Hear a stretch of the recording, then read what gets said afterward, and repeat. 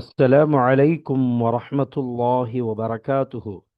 இப்பொழுது நாம் உம்தத்து சாரிக் வ உத்தத்து நாசிக் என்ற கிதாபு ஜக்காத் என்ற தலைப்பினின் கீழ் பாடம் 140வது பாடம் 140வது பாடத்தின் தலைப்பாக மாடு ஆடுகளில் ஜக்காத்.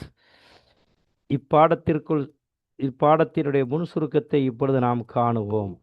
பாடத்தினுடைய முன் சுருக்கமாக ஆசிரியர் அவர்கள் சொல்வார்கள், கால்நடைகளில் முதலில் நாம் ஒட்டகத்தை பேசிவிட்டோம். அடுத்து மாடு ஆடு இவரண்டும் தான் மீதம் இருக்கின்றன. மாடுகளில் ஜக்காத் மாடுகளில் ஜக்காத்தின் அளவு எவ்வளவு என்பதை இப்பொழுது நாம் பார்க்கவிருக்கிறோம்.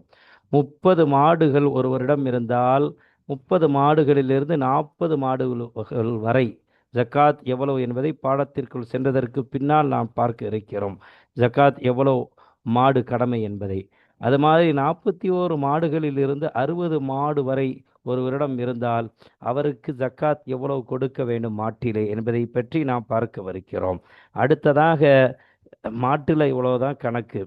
அதற்கு பிறகு ஆடுகளில் ஜக்காத்தினுடைய அளவு என்ன என்பதை விரிவாக மாட்டினுடைய அந்த பாடத்தில் அதை பற்றி விரிவாக இன்னும் 60க்கு மேலே எவ்வளோ இருந்தால் என்பதையெல்லாம் காணவிருக்கிறோம். அது மாதிரி ஆடுகளினுடைய ஜக்காத்தில் எவ்வளோ ஆக குறைந்த ஆரம்ப அளவு என்ன என்பதை நாம் பார்க்கவிருக்கிறோம்.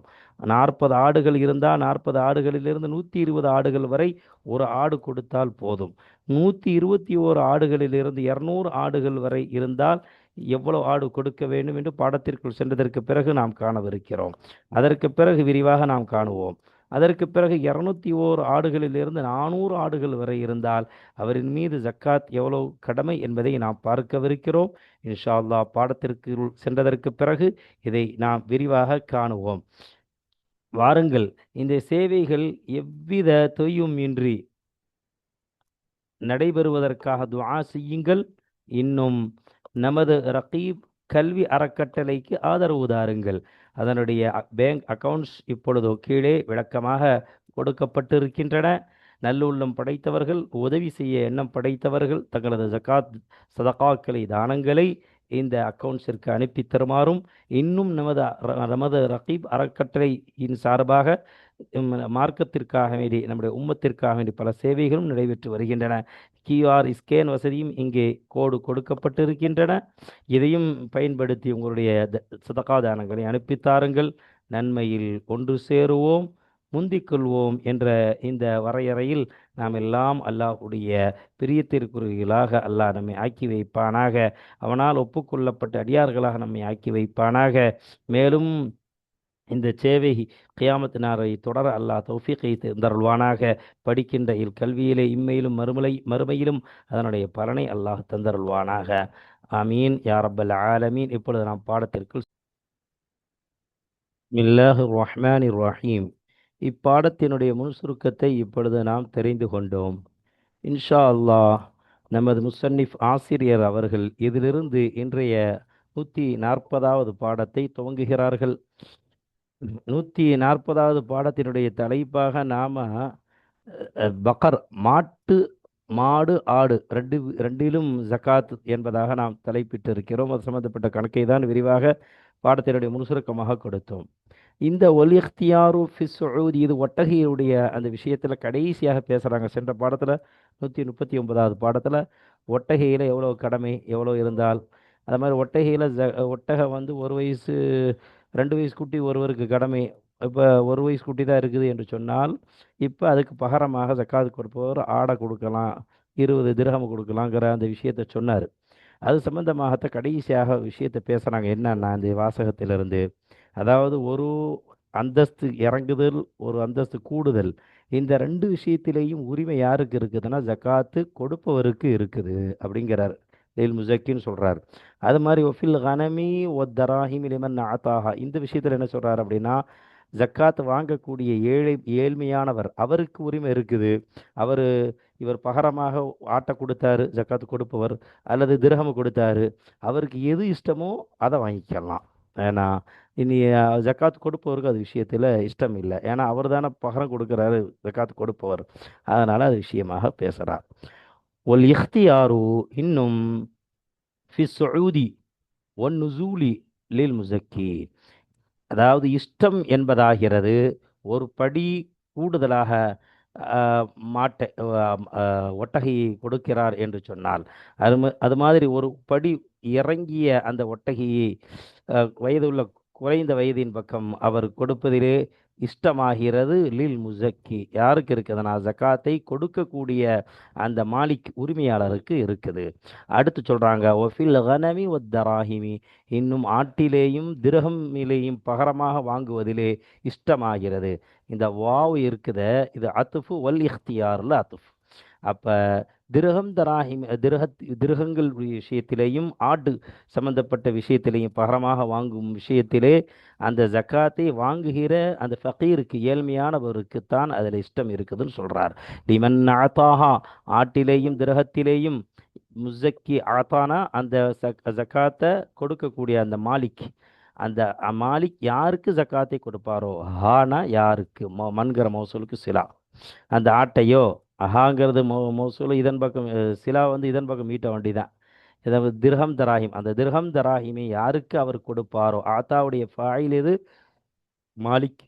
அந்த ஜக்காத்து கொடுக்கக்கூடியவர் அந்த திர்ஹமையோ அல்லது திர்ஹத்தையோ அல்லது ஆட்டையோ பகரமாக ஒட்டகையில் யாருக்கு அவர் கொடுப்பாரோ, மண்கிற மௌசூலுக்கு ஆத்தாங்கிறது லமீர் சிலா, ஏன்னா அந்த லமீரை வச்சுக்கலாம், அல்லது ஹாவையே சிலாவாக வச்சுக்கலாம், ஒன்றும் தப்பு ஒன்றும் இல்லை. ஹாவ் சிலாவாக வச்சுக்கலாம், தர்கம் தர்ஹாமிலையும் மீட்டிக்கலாம். ஆக யாருக்கு அவர் கொடுப்பாரோ இந்த திரகத்தையும் ஆட்டையும் பகரமாக, அவருக்கு அந்த ஏழைக்கு அதிலே உரிமை இருக்கிறது, இஷ்டம் இருக்கிறது. வலா எதுகுலுல் ஜுபுரானு ஃபில் கனமி வல் பகரி. அது மாதிரி பகரம் என்பது இதில் ஒட்டகையில் மட்டும்தான் இருக்கிறதே தவிர, ஆட்டு மாடு, ஆடு மாடு பின்னாடி ஜக்காத்து சொல்கிறார். ஆட்டில் எவ்வளோ ஜக்காத்து கொடுக்கணும், மாட்டில் எவ்வளோ ஜக்காத்து கொடுக்கணும் சொல்கிறாங்க இல்லையா, இந்த ரெண்டிலேயும் பகரம் என்பது இல்லைங்கிறாங்க. ஒலா எதுகுலுல், நுழையாது, அல் ஜுபுரானு, ஜுபுரான் பகரம் என்பது நுழையாது, ஃபில் கனமி வல் பகாரி, ஆட்டிலேயும் மாட்டிலேயும் பகரம் என்பது இல்லை. இப்போ தெரிஞ்சுமாவை நாம் புரிஞ்சுக்கிட்டோம். அடுத்து இப்பொழுது நாம் இரண்டாவது கால்நடைகளில் முதல் கால்நடை ஒட்டகம், அதை பற்றி நாம் மேலே விரிவாக நாம் பார்த்தோம். அடுத்து இரண்டாவது ஒஸ்தானி, இரண்டாவது கால்நடை ஜக்காத்துல் பக்கரி, மாட்டினுடைய ஜக்காத், மாட்டில் எவ்வளவு ஜக்காத்து கொடுக்கணும். இரண்டாவது வகையான அந்த கால்நடைகள் என்ன அப்படின்னா மாடு. மாட்டில் வந்து எவ்வளோங்கிறத இந்த வாசகத்தின் மூலமாக ஆசிரியர்கள் சொல்வார்கள், நம்ம இதை நாம் பார்ப்போம். அவ்வளவு நிசாபு பில் பக்கரி, மாட்டினுடைய குறிப்பிட்ட அந்த அளவினுடைய ஆரம்பம், துவக்கமாகிறது, ஆரம்பமாகிறது சலாசூன, 30 ஆடுகள் இருக்க வேண்டும். இந்த முப்ததாவான ஜும்லாவுக்கு ஹபரு சலாசூன, 30 ஆடுகள் இருக்க வேண்டும்.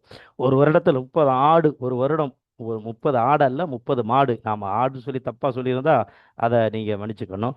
30 மாடுகள், 30 மாடுகள் ஒரு வருடம் இருந்தால், 30 மாடுகள் ஒரு வருடம் இருந்தால், ஒரு வருடம் இருந்தால் அதற்கு தீனி போட்டிருக்கணும் ஹலாலான முறையில், அவருடைய சொந்த பணத்தில், அடுத்தவருடைய நிலத்தில் போய் அது மேய்ந்திருக்கக்கூடாது. அதை அடுத்தவருடைய நிலத்தில் மேயணும்னா அதுக்கு அனுமதி பெற்று அதுக்குண்டான கூலியை கொடுக்கணும் என்பதெல்லாம் விதியை நாம் சென்ற பாடங்களிலே பார்த்திருக்கிறோம். அந்த மாதிரி ஒரு ஜக்காத் கொடுப்பவர் 30 மாடுகள் அவரிடத்தில் இருந்தால் ஃபயஜிபு ஃபீஹா தபீஉன், ஃபீஹாவுடைய லமீர் அந்த பக்கர், அந்த 30 ஆடு மாட்டிலே, ஃபீஹா அந்த சலாசூன, அந்த 30 மாட்டிலே அவசியமாக ஆகும் தபீஉன், ஒரு கன்றுக்குட்டி, ஒரு வயது பூர்த்தியான கன்றுக்குட்டி கொடுப்பது அவசியமாக ஆகும். அப்போ எஜிபுடைய ஃபாயில் தபீஉன்கிற இந்த ஒரு வயது பூர்த்தியான கன்றுக்குட்டி, ஃபீஹாவுடைய லமீர் மர்ஜா சலாசூன பக்கரா, 30 மாடுகளிலே அதை மீட்டிக்கொள், நம்ம 30 மாடுகளிலே அதை மீட்டிக்கொள்ள வேண்டும். அப்போ இப்போ வாங்க விளக்கத்தை பார்க்கலாம். தபியங்கிறது ஒரு வயசு பூர்த்தியான குடியிருப்பு. தபியங்கிறதுக்கு இந்த 7ஆம் நம்பரில் ஷரகில் என்ன போடுறாங்கன்னா, இதுக்கு ஏன் தபியங்கிற பேர் வந்துச்சு அப்படின்னா, தபியனா ஒன்றும் இல்லை, தாய் அந்த மாட்டை கன்றுக்குட்டி பின் துயர்ந்து சொல்லும் மேயும் பொழுது, விளைநிலங்களில் மேயும்ல ஆடு மாடுகள்லாம். அந்த மாடு மேயும் பொழுதோ கன்றுக்குட்டி தாய் எங்கே போய் மேயுமோ, எந்த நிலத்தில் மேயுமோ அதை அந்த தாய் பின்தொடர்ந்து அதே நிலத்தில் அது மேய்வதன் காரணமாக அந்த கன்றுக்குட்டிக்கு பேர் அரபியில் தபியன்னு சொல்லுவாங்க. ஒரு வயது பூர்த்தியான அது இதிலிருந்து இந்த ஷரஹிலிருந்து அந்த தபியானா எத்தனை வயசுங்கிறத சொல்கிறாங்க.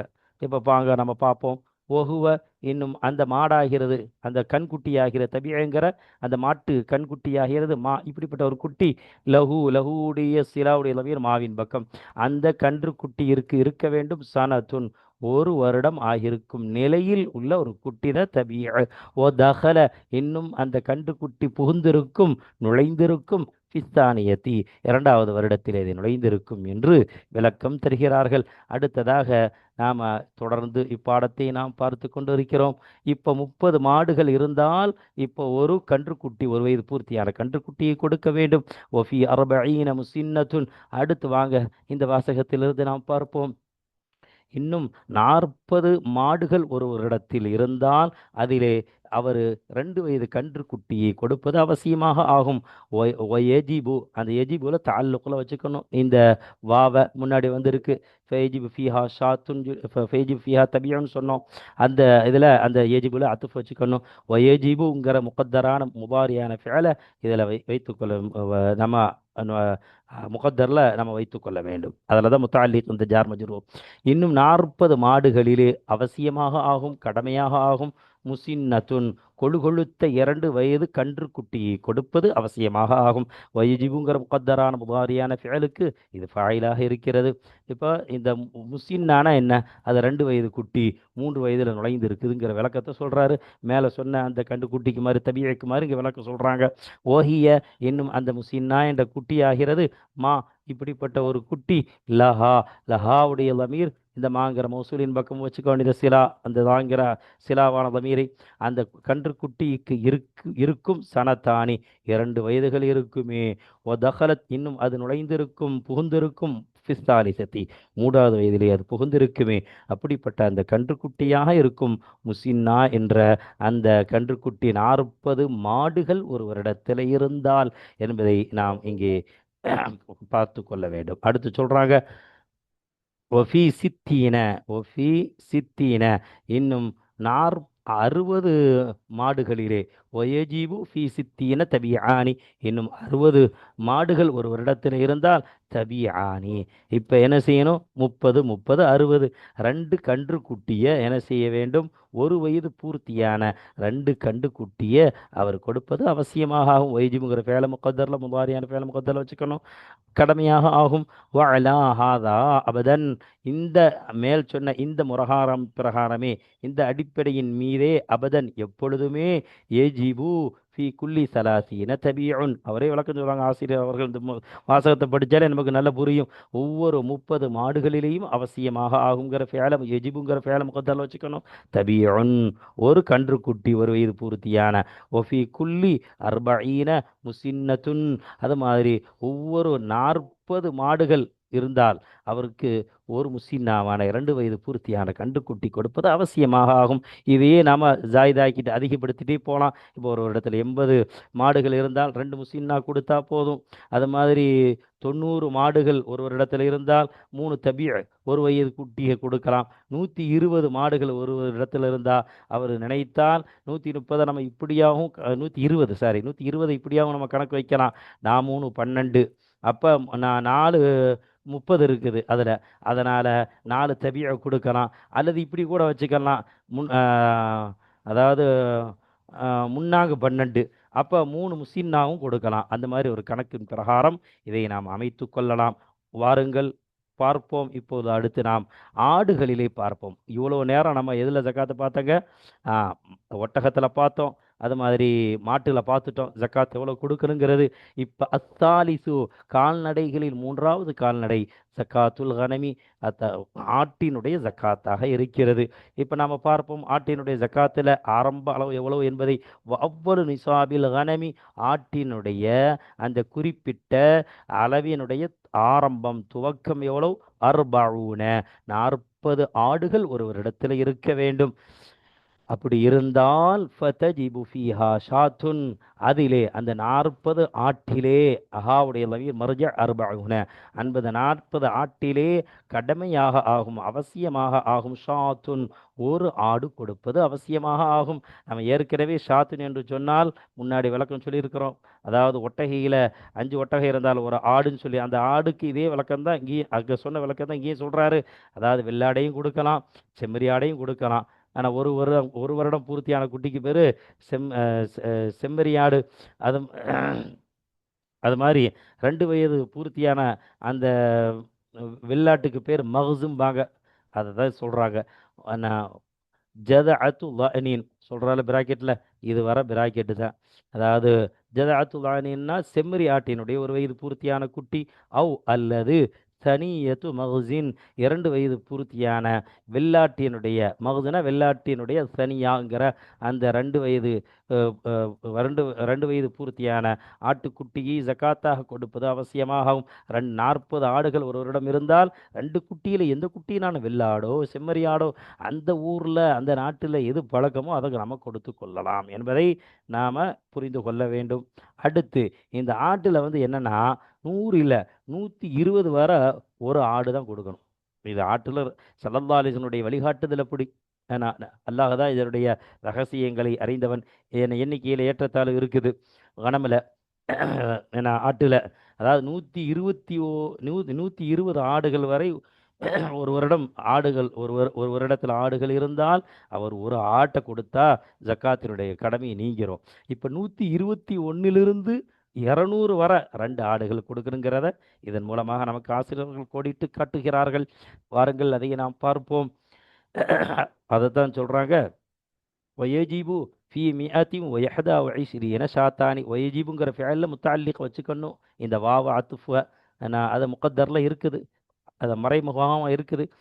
121 ஆடுகளிலே, மாடு இல்லை ஆடு, 121 மாடுகளில், ஆடுகளில் மட்டும் 120 வரை இருந்தால் ஒரு ஆடு, 121 200 வரை 2 ஆடுகள் என்பதை சொல்லி காட்டுகிறார்கள். 121 ஆடுகளிலே கடமையாக ஆகும், அவசியமாகவும் ஷாத்தானி சொல்றாங்க இல்லையா, 2 ஆட்டு குட்டிகளை கொடுப்பது அவசியமாக ஆகும். இது ஒரு கணக்கு. இதான் ரசூலுல்லாஹ் காட்டித்தக்க ஏற்றத்தாழ்வு இருக்குது.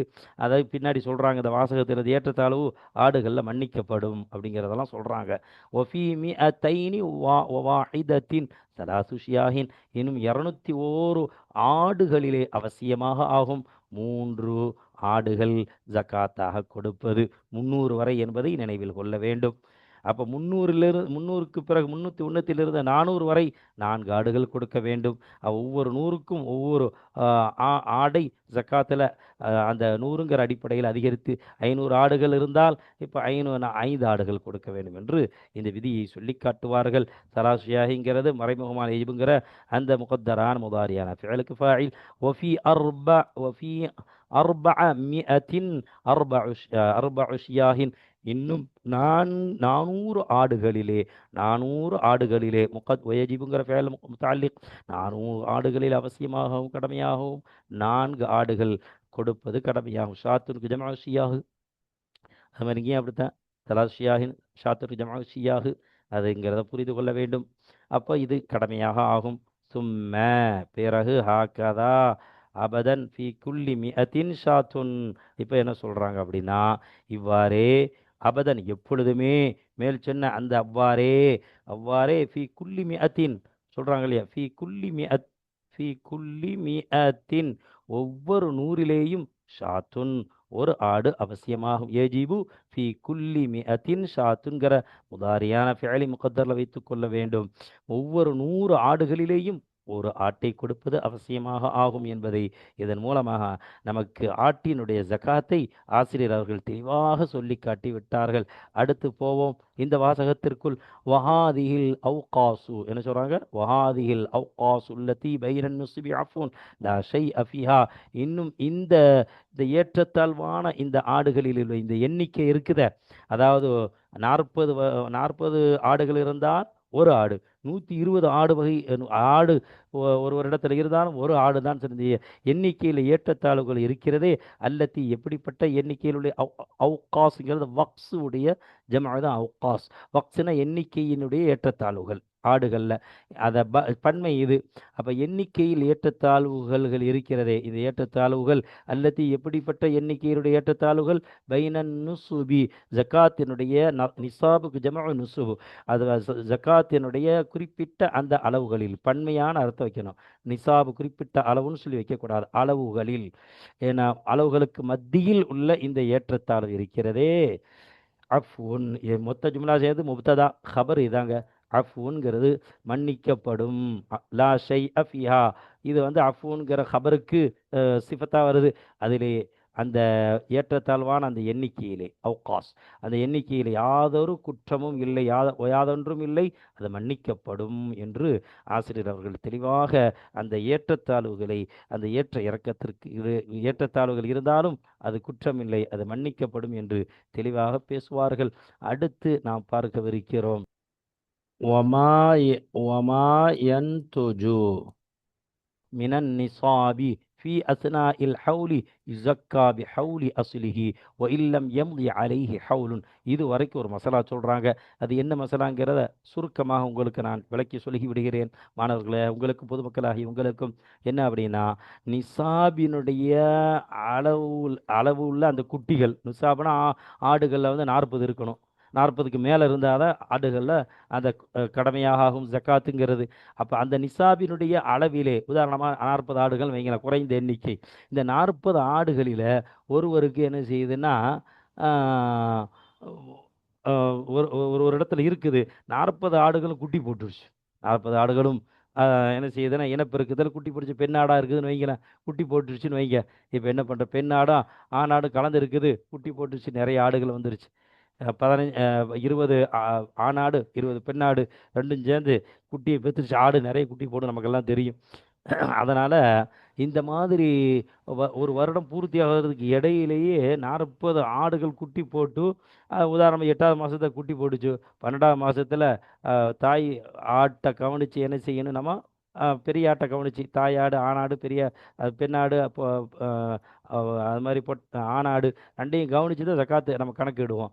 அப்போ கணக்கெடுக்கும் பொழுது அது போட்ட குட்டிகள் அதே அளவுக்கு இருக்குது, அதுவும் ஜக்காத்துடைய கடமை அளவுக்கு இருக்குது என்று சொன்னால், இப்போ ஜக்காத் எதை கவனித்து கொடுப்பார் அப்படின்னா, தாய் ஆடை, அதாவது தாய் ஆடு, தாய் ஆட்டை கவனித்து, தாய் ஆணாடு பெண்ணாடு ரெண்டு ஆட்டையும் கவனித்து, தாயாடை கவனித்து என்ன செய்யணும்னா ஜக்காத்து கொடுக்கணும். அதுக்கு ஒரு வருடம் ஆகிவிட்டால் அப்போ இதையும் அந்த அந்த தாயினுடைய ஆட்டினுடைய அந்த வருடத்தை கவனித்து பிறந்த அந்த குட்டிகளுக்கும் அதுக்கும் ஒரு குட்டியை கொடுப்பது அவசியமாகும். 2 குட்டி, உதாரணமாக பிறந்த ஆடுகள் 40 குட்டிகள் இருக்கிறது என்று சொன்னால் அதுக்கும் ஒரு அதுக்கும் ஒரு ஆடு, அதுக்கு ஒரு ஆடு, இதுக்கு ஒரு ஆடு, தாயாட்டை கவனித்து அதுக்கு ஒரு ஆடு ஜக்காத்து கடமை. அது மாதிரி குட்டியாக பிறந்த அவைகளை கவனித்து 2 ஆடுகள் அதே வருடத்தில். அந்த குட்டி ஆடுகளுக்கு வருடம் பரிபூரணமாக ஆகாவிட்டாலும் பரவாயில்ல, ஒரு வருடம் பூர்த்தி ஆகாவிட்டாலும் பரவாயில்ல, தாய் ஆடுகளுக்கு ஒரு வருடம் பூர்த்தியாக இருந்தால் அதுவே போதும். ஜக்காத்து குட்டிகளுக்கும் கொடுப்பது அந்த அசலை கவனித்து தான் ஜக்காத்து கொடுக்கப்படும் என்பதை முசன்னிஃப் அவர்கள், ஃபுகஹாக்கள், சட்ட வல்லுநர்கள் நமக்கு சட்டமாக சொல்கிறார்கள். வாருங்கள் அதை நாம் காணுவோம். இவ்விபாரத்தை படித்து அதற்குண்டான மினன் நிசாபி ஃபி அஸ்னாஇல் ஹவுலி, ஒரு வருடத்திற்கு இடையிலே நிசாபினுடைய அந்த அளவிலிருந்து 40 அந்த ஆடுகளில் என்ற அந்த நிசாபினுடைய அளவிலிருந்து குட்டியாக எவைகளெல்லாம் பிறந்ததோ, என்தஜின நத்தீஜா, அதாவது அந்த தாய்க்குட்டிகளிலிருந்து பிறந்த என்தஜுங்கிறதுக்கு லோகவி அர்த்தமே பிறந்த குட்டிகளுக்கு தான். அந்த பிறக்கின்ற குட்டிகள் அனைத்திற்கும் ஒவ்வொன்றுக்கும் பிறக்குகின்ற அந்த நிசாபுடைய 40 ஆடுகளிலிருந்து பிறக்கின்ற அந்த ஒவ்வொரு குட்டிகளுக்கும் ஜக்காத்து கொடுக்கப்படும். பிஹவுலி அஸ்லிஹி, அந்த குட்டியினுடைய அசலினுடைய அந்த ஒரு வருடம் பூர்த்தியாகுவதை கொண்டு ஜகாத் கொடுக்கப்படும். குட்டியினுடைய அசல் எது? தாயாடு. அந்த தாயாடுகள், ஆணாடுகள், பெண் அந்த தாயாடுகளுடைய அசலை கவனித்து ஒரு வருடம் அதுக்கு பூர்த்தியாகுவதை கொண்டு என்ன செய்ய வேண்டும்? ஜக்காத்து கொடுக்கப்பட வேண்டும் என்பதை மிக தெளிவாக இதிலே சொல்லி காட்டுகிறார்கள். அதுக்கும் அதிலேயும் நல்ல தெளிவாக டவுட் யாருக்கு வரக்கூடாதுங்கிறதுக்காக வேண்டி வயல்லம் எம்தி அலைஹி ஹவுலுன் வா வசுலியா ஹாலியா, அந்த குட்டிகளின் மீது அலைஹுடைய லமீர் ஒமா என்திஜுல வைக்கணும். அந்த இது இங்கேயும் அப்படிதான், ஒமா என்திஜுல தான் அந்த குட்டி ஒமா குட்டியாக பிறந்த அந்த அசலினுடைய வருடத்தை கவனித்து, அது மாதிரி அந்த குட்டியாக பிறந்த ஒவ்வொரு குட்டிகளின் மீது ஹவுலுன் ஒரு வருடம் கடக்காவிட்டால், லம் கடக்குதல், கடந்து செல்லாவிட்டாலும் சரியே, கடந்து செல்லாமல் இருக்கும் நிலையில் உள்ள அந்த ஒவ்வொரு குட்டிகளுக்கும் அந்த தாயினுடைய ஆட்டை கவனிப்பதை, ஒரு வருடம் அதற்கு பூர்த்தியாகுவதை கவனிப்பதை கொண்டு ஜகாத்து கொடுக்கப்பட வேண்டும் என்பதை தெளிவாக சொல்லிவிட்டார்கள். அடுத்து இன்னும் அதை பற்றி தெளிவாக ஆசிரியர்கள் இந்த வாசகத்திலிருந்து பேசுகிறார்கள். என்ன அப்படின்னா, அந்த குட்டி போட்ட தாய் அந்த ஆடுகள் இது உயிரோடு இருந்தாலும் சரி, இறந்து போனாலும் சரி, ஏன்னா ரெண்டுக்குமே என்ன செய்யணும்? ஜக்காத்து கொடுக்க வேண்டும். ஒசவா உன் பக்கியத்தில் உம்மஹாத்து அவ் மாத்தத் குல்லுஹா, இன்னும் அந்த தாய் குட்டி போட்ட தாய் ஆடுகள் அனைத்தும் 40 ஆடுகள் அனைத்துமே உயிரோடு இருந்தாலும், பக்காவாக இருந்தாலும், பக்கியத்தில் உம்மஹாத்துனா உயிரோடு அது நிலைத்திருந்தாலும் சரியே, அவ் அல்லது மாத்தத் குல்லுஹா அவைகள் அனைத்தும் இறந்து போனாலும் சரியே, என்ன என்ன செய்ய வேண்டும்?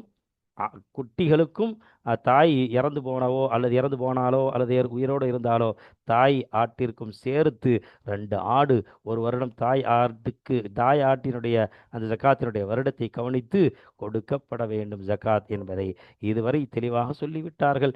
அடுத்து இங்கிருந்து ஒரு ஜுசி மசாலா பேசுறாங்க. ஃபலவ் மலக்க அர்பஈன ஷாத்தன் பேசுறாங்க இல்லையா?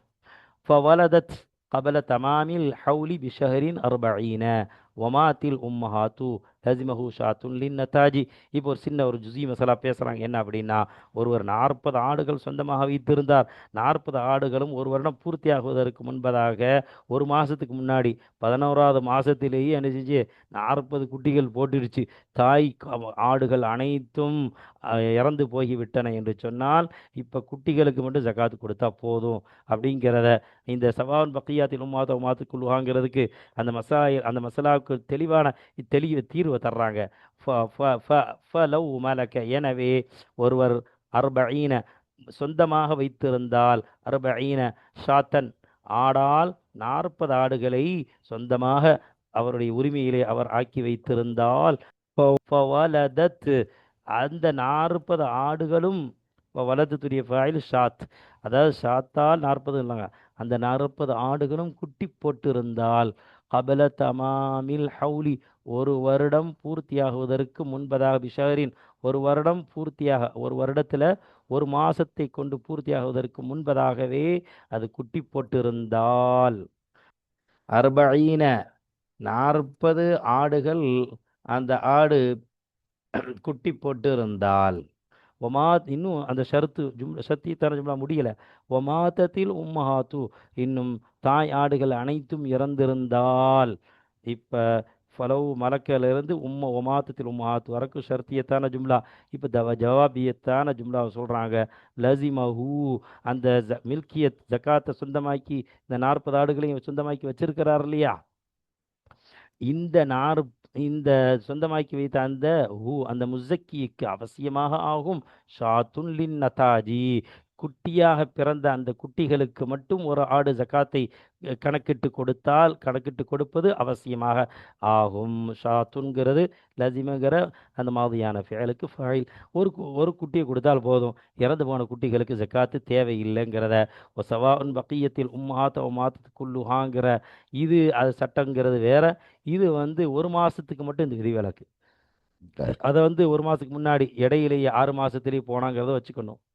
ரொம்ப லாங் டைம் சொல்லி அதுக்கு வச்சுக்கணும். இதுக்கு ஒரு மாதங்கிற குறிப்பிட்டு சொல்கிறார் இல்லையா, அதனால் ஒரு மாதத்துக்கு முன்னாடி அப்போ போயிருந்தால் லாங் டயத்துக்கும் அதை தானே வரும். ஆனால் அங்கேயும் அதே மசாலா தான். ஆனால் அங்கேயும் அதே சவா உன் பக்கியத்தில் உம்மஹாத்து ஓ மாத்துக்குழு, அங்கேயும் இதே மசாலா தான். அதாவது அந்த தாய் ஆடுகள் இறந்திருந்தால் இப்ப தாய் ஆட்டினுடைய அந்த ஹவுலுக்கு குட்டிகளுக்கு ஜக்காத்து கொடுக்கணும். ஆனால் தாயாட்டுக்கு கொடுக்க வேண்டியது அவசியம் இல்லை என்பதும் அங்கேயும் இதே சட்டம் தான், இங்கே சொல்லக்கூடிய இதே சட்டம் தான் அங்கேயும் என்பதை நாம் புரிந்து கொள்ள வேண்டும். ஏன்னா ஒரு மாதத்துக்கு முன்னாடி அப்படிங்கிறது, அதனால அப்போ தாய் ஆடுகளுக்கு தேவையில்லை. அது குட்டி போட்ட அந்த குட்டிகளுக்கு மட்டும் ஒரு ஆடு ஜக்காத்தாக கொடுத்தால் போதும். நான் மேலே சொல்லும்போது சட்டத்தை தவறாக சொல்லிட்டேன். தாய் ஆடுகளுக்கும் கொடுக்கணும், குட்டி ஆடுகளுக்கும் கொடுக்கணும்னு சொல்லிட்டேன். அது தப்பாக நான் சொல்லிவிட்டேன், கவனிக்காமல் இந்த வாசகத்தை. அதனால் அந்த இடத்த நீங்கள் சரியாக விளங்கி கொள்ள வேண்டும். இறந்து போன தாய் ஆடுகள் இறந்து போனால் அதுக்கு ஜக்காத்து இல்லை, அதனுடைய குட்டிகளுக்கு மட்டும்தான் ஜக்காத்து கடமை என்பதை நாம் மேலுள்ள இந்த எல்லா மசாலாவிலையும் நாம் புரிந்து கொள்ள வேண்டும். ஆனால் தாயாடு உயிரோடு இருந்தால் ரெண்டுக்கு சேர்த்து ஜக்காத்து கொடுக்கும், இறந்தால் மட்டும்தான் இந்த சட்டம். அடுத்து நம்ம பார்க்கவிருக்கிறோம் ஃபைன் கானத் மாஷியத்துஹு மிராவன். இப்பொழுது அவருடைய இன்ஷா அல்லாஹ் இதிலிருந்து அடுத்த பாடங்களிலே நாம் இன்ஷா அல்லாஹ் சட்டங்களை, ஆடுகளை எவ்வளவு ஆடுகள் கொடுக்க வேண்டும், அந்த ஆட்டு சம்பந்தமாகவே கீழே இதிலிருந்து பேசுகிறார்கள். அடுத்தடுத்த பாடங்களில் நாம் பார்ப்போம். அல்லாஹு தஆலா இந்த நாம் கற்கின்ற இந்த கல்வியிலே அல்லாஹ் பரக்கத்தை செய்வானாக. இம்மை மறுமைக்கு வெற்றியா இம்மை மலி இருமை மறுமை இம்மை மறுமையினுடைய வாழ்க்கைக்கு வெற்றியாக அதை ஆக்கி வைப்பானாக.